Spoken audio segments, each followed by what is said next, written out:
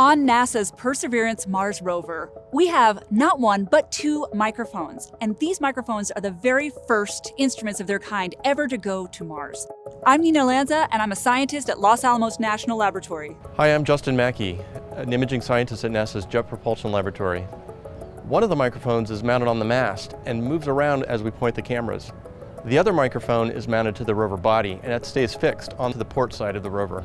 The two microphones that we sent were commercial off-the-shelf items. So these are things that you could just buy on the internet, and we put these on our rover. It gives us a new dimension for which we can explore Mars and learn about the Martian environment. First, we can just learn about the atmosphere by understanding how sound propagates through it.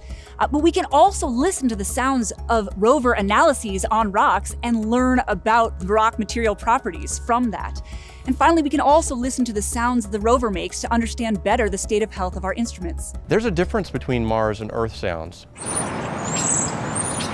Sounds on Earth have very rich harmonics. You can hear multiple frequencies. It gives a really nice depth to the sound.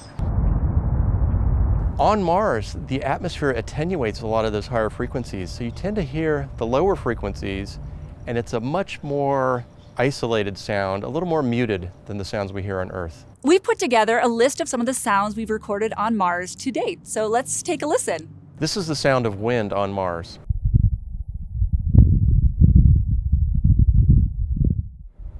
For the first time, we can hear the wind blowing across the surface of Mars to go along with all of the images that we've acquired of dust devils and dust storms over the many years of exploration on the surface.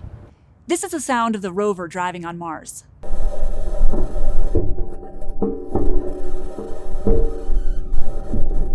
This sound might be a little bit weird because it doesn't sound like a regular driving sound, but that's because the rover's wheels are made of metal. So this metal is rolling over rocks and sand, and it makes this really clanky, squeaky sound.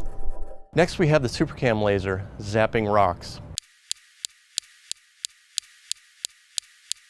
We've taken a lot of pictures of rocks that have been zapped by the SuperCam, the little marks in the rocks, and for the first time we can hear these laser shots. When it zaps a rock, it actually makes a sound.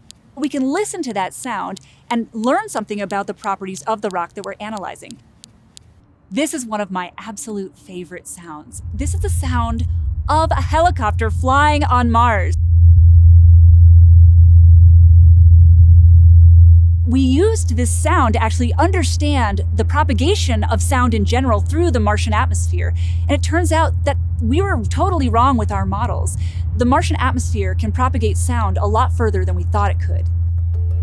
We've all seen these beautiful images that we get from Mars, but having sound to be able to add to those images, it makes me feel like I'm almost right there on the surface.